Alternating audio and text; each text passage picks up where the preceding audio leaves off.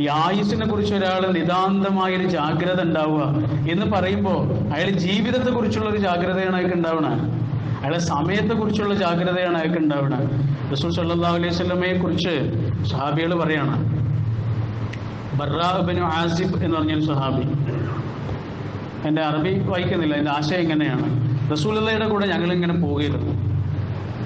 അപ്പോഴാണ് കുറച്ച് അകലെ ഒരു ആൾക്കൂട്ടം കണ്ടു. അപ്പൊ റസൂലുള്ളാഹി ചോദിച്ചു, എന്താണ് അവിടെ ഒരാൾക്കൂട്ടം? അപ്പൊ ആ കൂട്ടത്തിൽ ഒരാൾ അങ്ങോട്ട് പോയി, എല്ലാവരും കൂടി പോയില്ല. അതാണ് വല്ലദീനവും അനിൽ ലഹവി മുഅരിദൂൻ എന്ന് ഖുർആൻ പറഞ്ഞിട്ടുണ്ട്.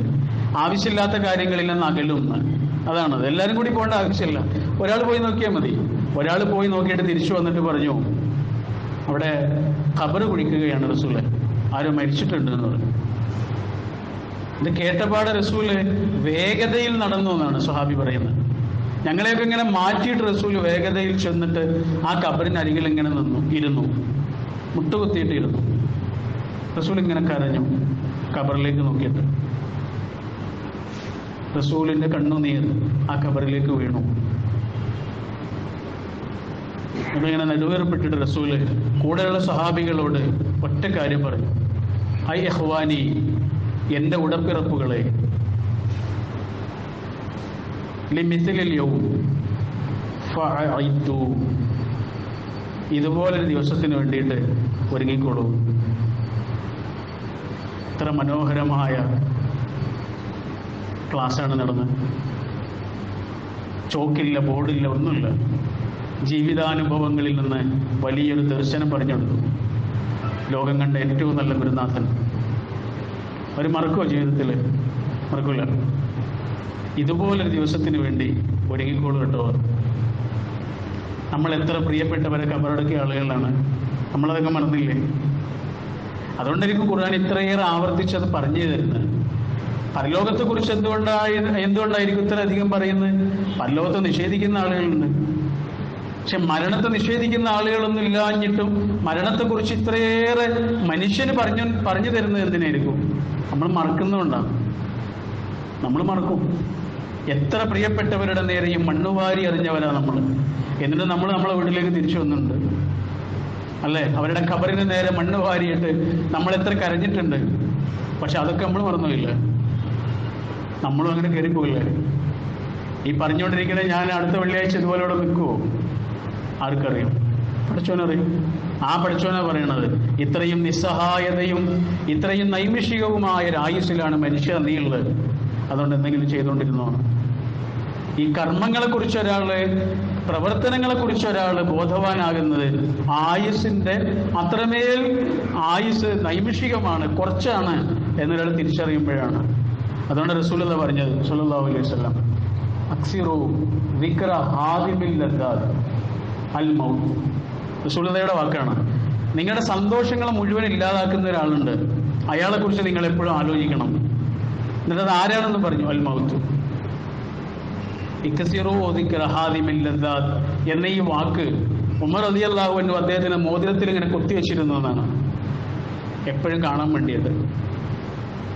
മരണത്തെക്കുറിച്ച് നിതാന്തമായ ജാഗ്രതയുള്ള ഒരു ഡ്രൈവർ എങ്ങനെയായിരിക്കും?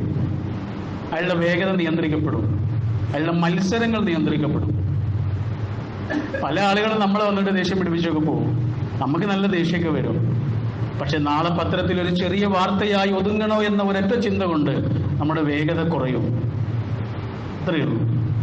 ആ വേഗത ഒന്ന് കുറയും. നമുക്കൊരു പരിചയമില്ലാത്ത ഒരാളാണ് പോയത്, അയാളോട് എന്തിനു മത്സരിക്കണം? നമ്മളെല്ലാവരും യാത്ര കഴിഞ്ഞ് നമ്മുടെ വീട്ടിലേക്ക് പോകും, അയാൾ അയാളുടെ വീട്ടിലേക്കും നമ്മൾ നമ്മുടെ വീട്ടിലേക്കും. നമുക്ക് പരിചയം പോലും ഇല്ലാത്ത ഒരാളോട് എന്തിനു മത്സരിക്കണം? സൈഡ് കൊടുക്കുക എന്നറിയില്ലേ? എത്ര മനോഹരമായൊരു വാക്കാണത്, സൈഡ് കൊടുക്കുക. ബഹളങ്ങളിൽ, വഴക്കുകളിൽ, പിണക്കങ്ങളിൽ ഒന്ന് സൈഡ് കൊടുത്താൽ മതിയായിരുന്നു. ഒരു റോട്ടിൽ നടക്കേണ്ടത് അതേ സൈഡ് കൊടുക്കില്ല, അല്ലേ? മരണത്തെക്കുറിച്ച് ചിന്തയുള്ളൊരു ഡ്രൈവർ, അയാളുടെ ഡ്രൈവിങ്ങിൽ എത്ര ശ്രദ്ധയോടുകൂടിയായിരിക്കും ആ ഡ്രൈവിങ്ങിൽ അയാൾ മുന്നോട്ട് പോവുക. അത് തന്നെയാണ് മരണത്തെക്കുറിച്ച് ജാഗ്രതയുള്ള ഒരു മനുഷ്യന് ചെയ്യുക. അയാളുടെ ജീവിതത്തെക്കുറിച്ച് കുറച്ചുകൂടെ ജാഗ്രതയുള്ള ഒരാളായി മാറുന്നു. അതിനു വേണ്ടിയിട്ടാണ് ഇത്രയേറെ ഖുർആൻ ആ കാര്യം നമുക്ക് പറഞ്ഞു തന്നത്. ഒരിക്കലൊരു സ്വഹാബി വന്നിട്ട് റസൂലുള്ളാഹി സ്വല്ലല്ലാഹി അലൈഹി വസല്ലമയോട് ചോദിച്ചു, എൻ്റെ പ്രിയപ്പെട്ട പ്രവാചകരെ, മൻ അഖിയസുന്നാസി വ അഹ്സമുന്നാസ്, മനുഷ്യന്മാരുടെ കൂട്ടത്തിൽ ഏറ്റവും ബുദ്ധിയും വിവേകവും ഉള്ളത് ആർക്കാണ്? ആരാണ് ഏറ്റവും ബുദ്ധിയും വിവേകവുമുള്ള ആള് എന്ന് ചോദിച്ചപ്പോൾ റസൂലുള്ളാഹിയുടെ മറുപടിയാണ് അക്തറുഹും ദിക്റൻ ലിൽ മൗത്ത് വ അക്തറുഹും ഇസ്തിഅദാദൻ ലിൽ മൗത്ത്. ആരാന്നറിയോ? മരണത്തെക്കുറിച്ച് ജാഗ്രതയുള്ള ആളാണ്. മാത്രമല്ല, ആ മരണത്തിന് ശേഷമുള്ള ജീവിതത്തെക്കുറിച്ച് അവിടേക്ക് വേണ്ടി എന്തെങ്കിലും ഉണ്ടായിക്കൊണ്ടിരിക്കുന്ന ആളാണ്. അയാളാണ് വിവേകമുള്ള ആൾ എന്ന് പറയും. നമ്മൾ കഴിഞ്ഞ ആഴ്ച നമ്മുടെ സംസാരം ഖുതുബ അവസാനിച്ചപ്പോൾ ഒരു കാര്യം പറഞ്ഞാൽ നിങ്ങൾ ഓർക്കുന്നുണ്ടാവും. ഒരാളെ കുറിച്ച് വേറൊരാൾ പറഞ്ഞതാണ്. നമ്മൾ കേട്ടതല്ല, നമ്മുടെ സുഹൃത്ത് പറഞ്ഞതാണ്. ഒരാളെ കുറിച്ച് വേറൊരാൾ പറയണത് എന്താ പറഞ്ഞത്? ഇതിനപ്പുറം ഒരു ലോകമുണ്ട് എന്ന് അയാൾ തോന്നിപ്പിക്കുന്നേ ഇല്ല എന്നാണ് പറഞ്ഞത്. ചെറിയ ഒരു ആരോപണമല്ല അത്. ഇതിനപ്പുറത്ത് എന്തുണ്ട് എന്ന് അയാൾ തോന്നിപ്പിക്കുന്നേ ഇല്ല. അയാളുടെ പ്രവർത്തനങ്ങൾ കൊണ്ട്, അയാളുടെ ഇടപെടൽ കൊണ്ട്, അയാളുടെ സംസാരം കൊണ്ട് ഒന്നും തോന്നിപ്പിക്കണില്ല. നിങ്ങൾ ആലോചിച്ച് നോക്കൂ, നമ്മൾ ഉൾക്കിടലത്തോടെ കേൾക്കേണ്ട ഒരു വാക്കാണത്. ഇതിനപ്പുറം എന്തെങ്കിലും ഉണ്ട് എന്ന് നമുക്ക് സ്വയം തോന്നുന്നുണ്ടോ എന്നും നമ്മുടെ കൂടെയുള്ളവർക്ക് അങ്ങനെ തോന്നിക്കുന്നുണ്ടോ എന്നുള്ളത്. അങ്ങനെ തോന്നിയിരുന്നെങ്കിൽ എന്തെല്ലാം കാര്യങ്ങൾ നമുക്ക് വിട്ടുകളയാമായിരുന്നു, എന്തെല്ലാം വഴക്കുകൾ ഒഴിവാക്കായിരുന്നു. മരിച്ചുപോയ ഓരോ മനുഷ്യനും നമുക്ക് പറഞ്ഞു തന്നത് ഈ വഴക്കും വെക്കാണൊക്കെ വ്യർത്ഥമാണ് എന്ന കാര്യമല്ലേ. ഇതൊക്കെ എത്ര നിരർത്ഥകമാണ്. നമ്മൾ മനുഷ്യരുടെ ഇടയിൽ ഉണ്ടാകുന്ന എന്തിന്റെ പേരിലുള്ള പ്രശ്നങ്ങളാണെങ്കിൽ അതൊക്കെ എത്ര നിരർത്ഥകമാണ് എന്നാണ് മരിച്ചു പോകുന്ന ഓരോ മനുഷ്യനും പറഞ്ഞു തരുന്നത്.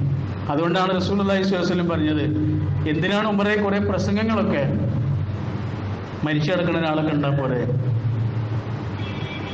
കഫാ ബിൽ മൗതി വാഇദൻ യാ ഉമർ, മരിച്ചു കിടക്കുന്ന ഒരാളെങ്ങനെ കണ്ടാൽ പോരെ, അതിലേറെ വലിയൊരു ഉപദേശം വേറെ ഉണ്ടോ ഉമർ എന്ന് ചോദിക്കുന്നുണ്ട്.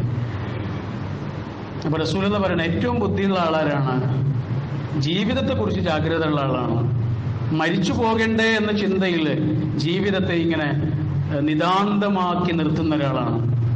അതിനപ്പുറത്തേക്കുള്ളൊരു നിമിഷങ്ങളെ കുറിച്ച് ആലോചിക്കുന്ന ആളാണ്. 10-30,000 ദിവസം കൊണ്ട് തീരുന്ന ഈ ജീവിതത്തിനപ്പുറത്ത് പിന്നെന്താണ്, അതിനെക്കുറിച്ച് ഒരാൾ ആലോചിക്കാൻ തുടങ്ങുക.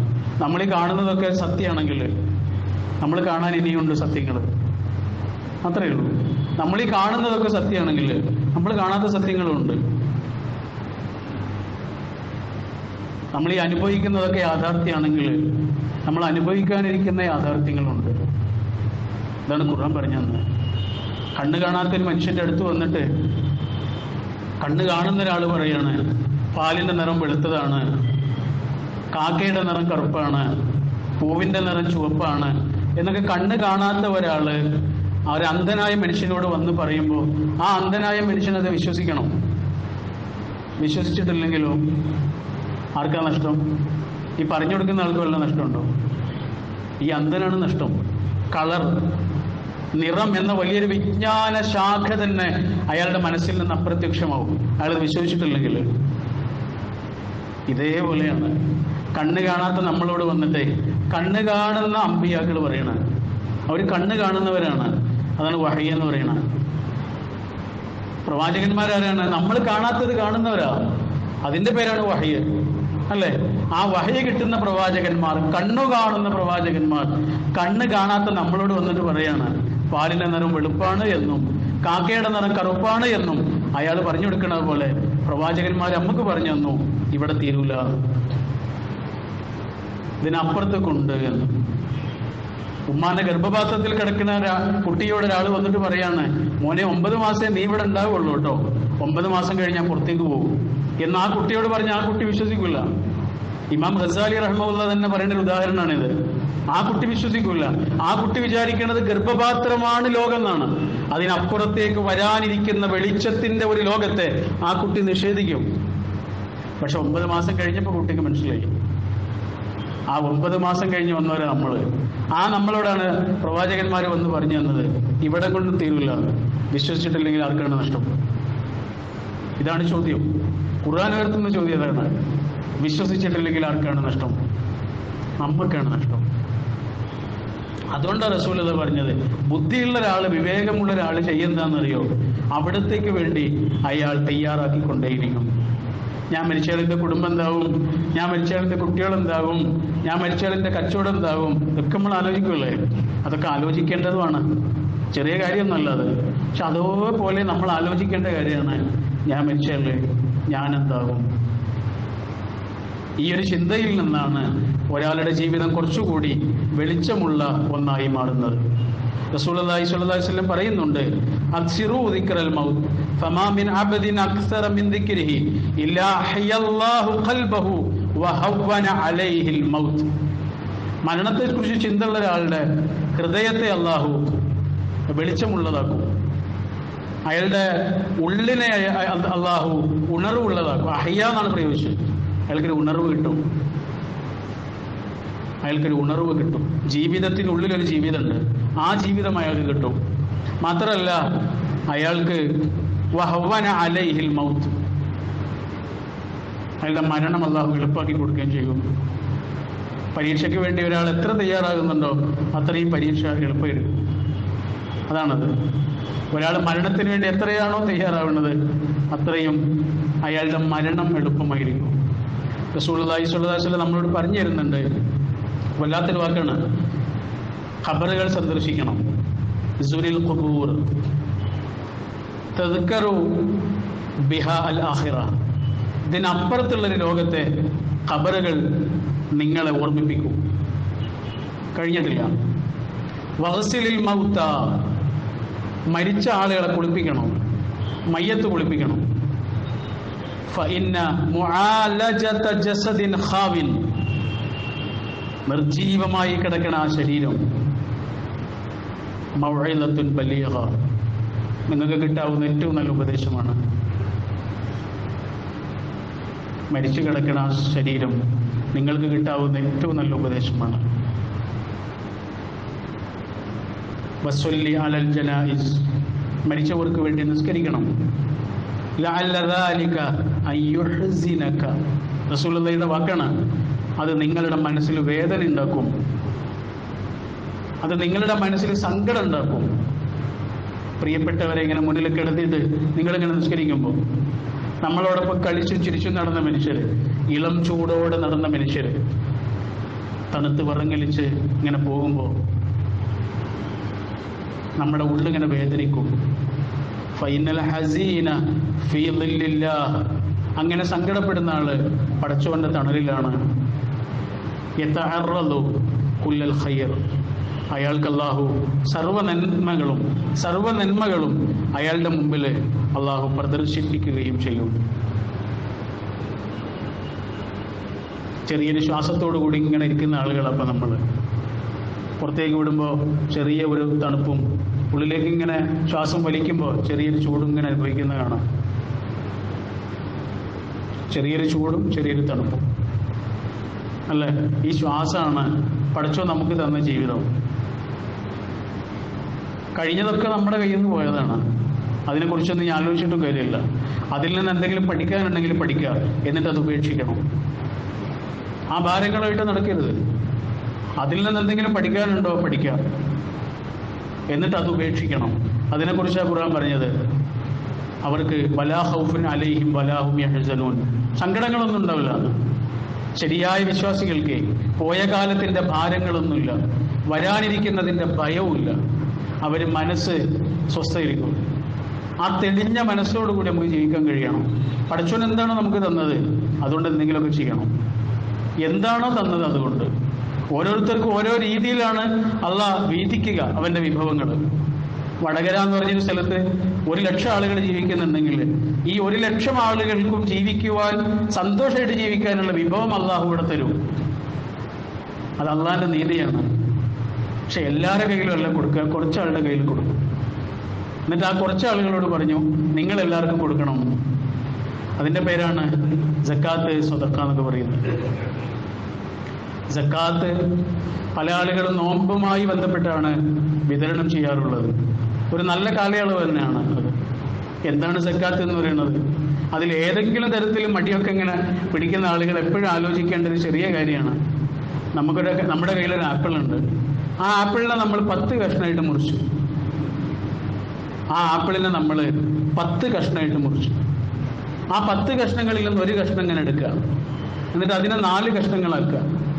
ആ 4 കഷ്ണങ്ങളിൽ ഒന്നിനെയാണ് സക്കാത്ത് എന്ന് പറയുന്നത്. 10-1 4-1 ഈ 4-1 ഈ സമ്പത്തിനെ മുഴുവനും വിശുദ്ധമാക്കുന്ന ഒന്നാണ്. അതിനൊരാൾ മടിച്ചാലോ? അയാളുടെ അത്ര ക്രൂരനായ ഒരാൾ വേറെ ഉണ്ടോ? അല്ലേ?